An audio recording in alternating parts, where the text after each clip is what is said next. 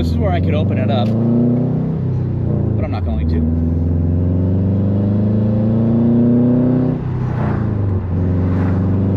don't know if you can hear that. I love the sound of this car.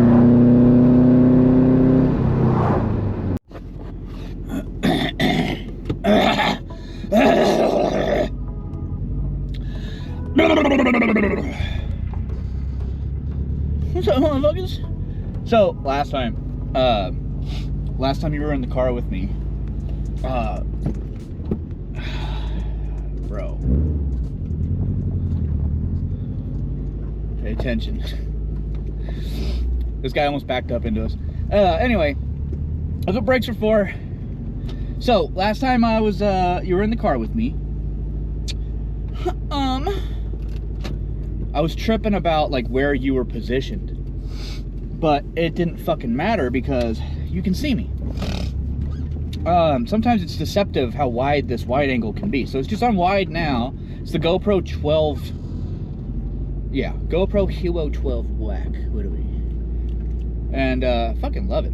It's fucking the coolest thing my wife ever got me. Besides fucking, like, well, you know. But she didn't get me butt schmecks. You know, I guess she gave it to me, or I gave it to her, whatever. So there's a thunderstorm coming in, and so before I batten down the hatches and shit and all that fun stuff, we're gonna run to the Lickher store and grab a little bit of fun grown-up juice. That's one thing I miss about California and like states that are, well, okay, hold on. There is merit behind missing California, but California is still a hellscape, dystopian fucking bullshit. Politically, it's just gone, destroyed. If you live there, I'm sorry. I lived there for 25 years. My whole life. Save 2 where I was in Japan and Afghanistan, but other than that, I've lived in California my whole life. Born and raised. But you could go into a fucking Albertsons, Safeway, whatever, Walmart, and walk out with liquor. You go to a gas station and buy a fucking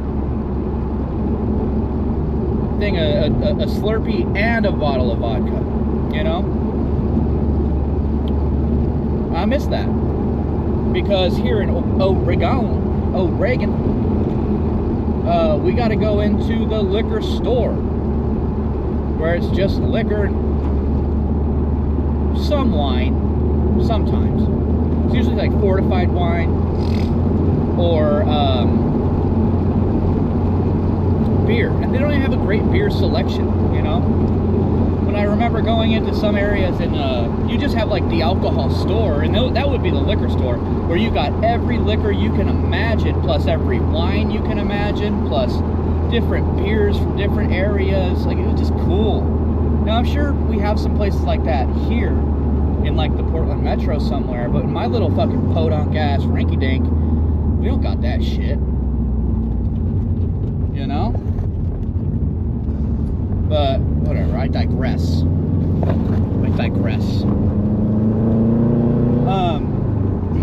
It's muggy as shit. It's about 80 degrees. What is that, like 100 in fucking Celsius? British people would freak out right now because it's probably also like 70% humidity. But whatever. Did you see that video of that chick who's complaining? It's like 20 degrees and we're dying, heat stroke. Bitch, that's 60 fucking 9. Shut up. Bro, I keep my house at 72 Fahrenheit, which is like 22, 23 C's, centigrade, Celsius. That's lame temperature. That's what lamos use to measure temperature, is Celsius. We use freedom units. F, that's what F stands for. Some say it's called Fahrenheit. It ain't. It's for freedom. There's 39 freedom degrees outside. You know? It's just more accurate. More numbers equals more accurate. You know? We don't have to do like, oh, it's 20 and a half degrees Celsius. Nah. Nah, dog. Get out of here with that. Be gone with you. Be gone with you.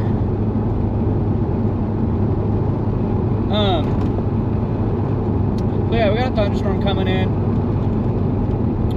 And, we just gave the dogs, or did we? We should. We didn't. But we should. Give them some, anxiety shit. Maybe a couple bennies so they can fucking go to bed.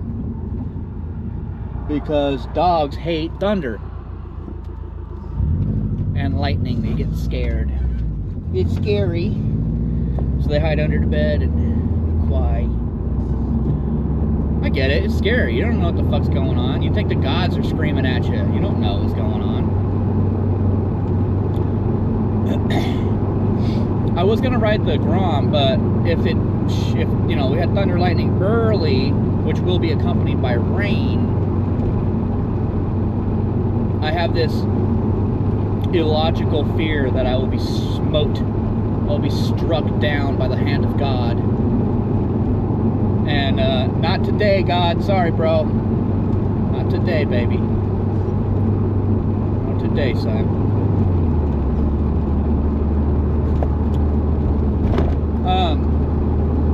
But yeah, no, I mean, I rode the bike today. This video is coming out probably the same day as the post chest day video, and it's also the same day for me in real life. I haven't had a chance to take a shower yet. I went home after chest day. Oh, I did my titties, daddy. So I went home after chest day. I did the dishes because that needed done. That needed done badly. So I did the dishes. And then I was gonna I was about to take a shower and jump onto the internet machine with my friend to play games, but my wife comes into the kitchen and she say, "There's no vodka." Well, that's no bueno, my friend. We do have some vodka, right? But it's this artificial bacon flavor for cocktails. Not good. It might be good in like with a Bloody Mary, right? So if you put, you know, Bloody Mary mix with some ice into a blender and that bacon vodka with like celery and like real bacon, it might be good. Otherwise, it's fucking gross. It reminds me of this rum I had. It was Crown Royale Mesquite rum. Bro, it was the worst liquor I've ever had. It was so gross. It was like drinking liquid smoke, like liquid mesquite, and it like hung around in your sinuses, in your like head. So you could take a shot or put it in a drink and it would just, it was so much. It was so much. Not a fan. And yeah, so it reminds me of that, and it's just not bonita, not buena. Know what I'm saying? So yeah, we don't touch that very often. It is okay as a small shot, chilled. You gotta shake it up because there's like these little bacon bits floating around in it or something. You gotta shake it up. I think it aerates it a little bit, so that way it doesn't feel as syrupy, because it's like a syrup. Now, my wife and I argued about this. Do you pronounce it syrup or syrup? I say syrup. I also say caramel and not caramel. I have a buddy so it says caramel, like that, caramel, not caramel, caramel. It's like microwave instead of microwave. We call our microwave Chef Mike, you know, and that came from a episode of like Hell's Kitchen or something like that, or no, Kitchen Nightmares, where Gordon Ramsay goes, that's such a funny show, Gordon Ramsay goes around like critiquing restaurants and shit that are failing, and they like write in for help or whatever. And one time they're like, oh yeah, Chef Mike's got it. He's like, Chef Mike, and it's their microwave. So we call our microwave Chef Mike. This guy behind me is kind of starting to piss me off a little bit. You know what I mean? Like, why are you riding my fucking ass? You've had time to go around me. I'm going 50 down country roads, like really thin country roads. You can fucking back the fuck off. This is where I could open it up, but I'm not going to. I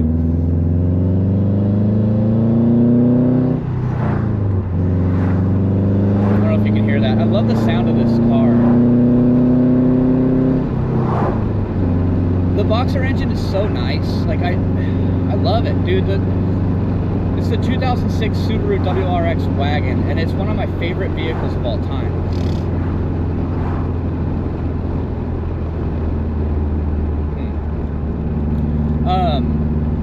Guy in front of us is going slow as shit. 40. Interesting. Oh, that guy's not riding us anymore. He's gone. What the fuck was that? Oh, he probably went down Mount Angel.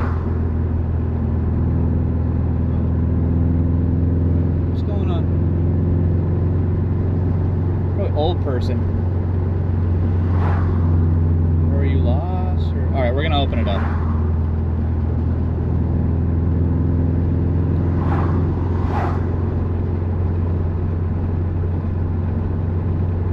Okay, wait for it. I can't see around this corner.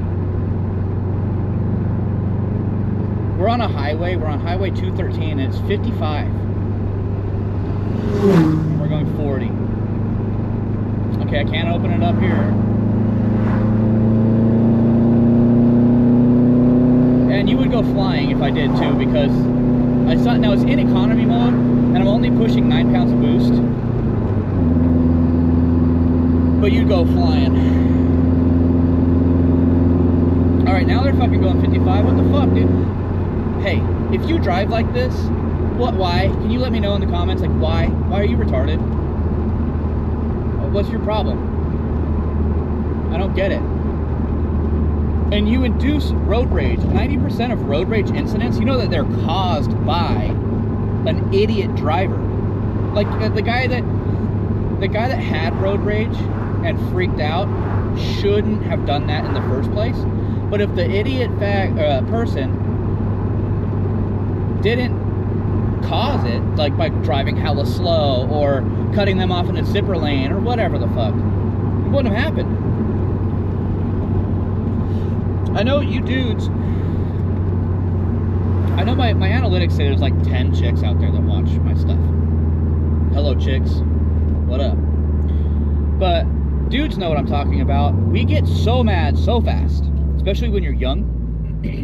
It's real easy to get really pissed off really fucking fast. And we have a hard time controlling our anger. And that goes into, I'll touch on that probably on the way home. Why are men so fucking angry lately?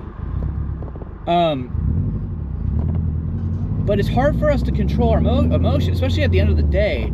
I've had days where I get off work and I'm like, okay, I'm gonna have a good evening, I'm gonna be chill, and we're gonna go home. Well, it took one idiot for me to lose my shit. You know, they're cutting me off, or they're just driving like a fucking asshole, you know? Not following the rules of the road. In Oregon City, there's this notorious zipper lane. And people finally get the point now. But before, people would they would block you, and you wouldn't be able to merge. Like, you're supposed to go all the way to the front of and merge in. Left, right, left, right, left, right, right? What they do is they'll just fucking block the right lane so that nobody can do the left, right thing. Freaking annoying. Anyway, let me jump into the freaking Lickher store, and then I'll be right back. All right, liquor has been obtained. I got a little bit of a Michelob Ultra as well. I like the taste of beer, you know? It could be non-alcoholic O'Doul's. I just like it. It tastes good. I remember I remember when we were in Afghanistan, they would have O'Doul's from time to time in the freaking chow hall, and in the DFAC dining facility. And I would just grab it and drink a couple because it just helped. It just helped feed, you know, like give you a little bit of normalcy, you know. And from time to time, if there's like an open bar, when I used to work, I did HVAC. There was a time where we had an open bar at one of our functions. I'll just take an O'Doul's, bro. I'll have some O'Doul's because it tastes good and I don't get drunk. But see, here's the funny thing: is the taste.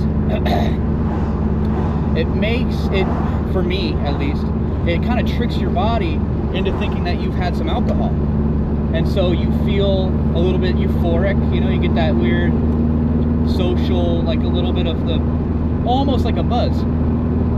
And so, yes, and it's good. It's really good. All right, so why are men and young men just so angry lately? I know exactly why. Because we've been disenfranchised. You know, no one cares about a man's feelings. No one gives a shit.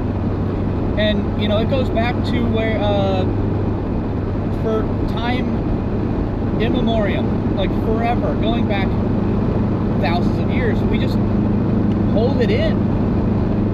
It's the strength. We don't want our loved ones, the people that we're in charge of, like our child, our wife, to see what's going on because we're trying to protect them. Well, in today's world, everyone is so sheltered. You know, we don't really go through strife and turmoil in the way that we used to. And back then, men would be with other men and we would talk it out, and we would, you know, we knew what was going on because we did it as well, and we would talk to each other about it, get it out of our system before we went home to the women and children, because they don't need to know about that. It's not their place. And you know, before you come at me with, oh, you're gonna tell a woman where her place is? Yeah, I'm going to, because that's how it's always been, and that's how we're all wired. We're all wired that way. A man is to take charge of his family. He is the head of his household. He's the one, let's say bandits show up to the town, right? To the village and ransack the motherfucker. Well, they're gonna grape and do crazy things to the women and the children, and a lot of time they would sell them into slavery or take them as their own wives. And it was a man's job to protect. And that's not just like, you know, going back to medieval times and beyond. That's going back to caveman times, when resources were thin because we hadn't developed like a written language or trade or anything like that. We were living in little huts or caves or whatever. A neighboring clan or whatever would show up and steal all your shit, take your women. And it's primordial, you know, it's in us. So we still have those feelings. They didn't go away. It's part of our duna. Well, now we don't have to deal with any of that, but we still have that mentality. We still have that ingrained into our being, where we need to protect. And now that's seen as wrong and mansplaining and disrespectful to empowered women. Fuck off. A man's place is at the head of the table. A man's place is behind the parapet with a sword and shield or a bow or whatever to defend his land with his people and his families and women and whatever. That's the man's place. That's the man's job. The woman's job is to nurture, raise the family. Now, a man helps with that by giving certain lessons. And we don't know what the fuck we're doing, but our sons and daughters learn from our actions. And same with women. If you, for example, if you have a angry, combative woman as a mother, the chances are the daughter will grow up combative and angry, but they don't know what they're angry about. They just know that they need to fight for some reason. There's something out there, you know, especially with men, because angry, combative women fight men. And the daughters will internalize that, and next thing you know, it's just a perpetual thing, just like a woman beating husband. Now, it's not every single case is like this, but it's a cycle. A woman beating husband, or a dad that just dipped out because he didn't want to be a father and raise the kid. They just leave. That perpetuates itself. I'm one of them, and it takes me. It's not a conscious thing, or I guess it is, because I have to look at myself and say, what the fuck, Drew? What are you doing? My wife and I went through a lot of shit. A lot. We've been married 10 years, and in the past 3, I feel we finally are past 90% of all of our problems. They're a non-issue. We figured out how to coexist with each other. Not like we forced our marriage. We didn't at all. I love my wife to death, and I have since day one. And but what happens is you get spiteful and vengeful and resentful and all this stuff, and you need to just learn to shut the fuck up, turn that off, because that's your wife, okay? And you're a team. My dad walked out on my family just like his dad walked out on their family, just like his dad walked out on his family. I almost walked out. I'm not super close, but I would have these thoughts. Be like, man, life would be so much easier if I didn't have this bitch around. And I might as well just leave because I don't see this getting any better. Well, that's the lame way to do things, bro. You know, I would just be perpetuating the same bullshit again for another generation. And then my son would do the same thing. Logically, right? Unless he broke the cycle. And I'll be the one to break the cycle. I'm not doing that. I'm not going to bring that on him. Because I grew up where my dad dipped out. You know? I was 13 when it happened. But that's kind of where you need your father, like, I think, the most. You know? It doesn't make it any, like, harder than if he left it when I was 8. But at 13, when your nuts drop and you're starting to feel like you're into chicks and you want to do man stuff when there's no man around. So you're going to hang out with other dudes who are just chaotic and random and weird, and next thing you know, you're hopping fences in people's backyard to steal their shit. Well, that was easy, and I made money from that. What's going to stop me from breaking into their car, breaking into their house? You see where I'm going with that? So, and I feel like that cycle applies to women as well. They see, oh, and they don't have that dad around. So that dad can't, through his actions, teach his daughter what it's like or how to be a woman. It takes 2 to tango, dog, you know what I mean? It takes 2 parents to raise children. You know, a mom can't do it on her own. A dad can't do it on his own. You're missing half of the equation. You're missing half of the recipe. Okay?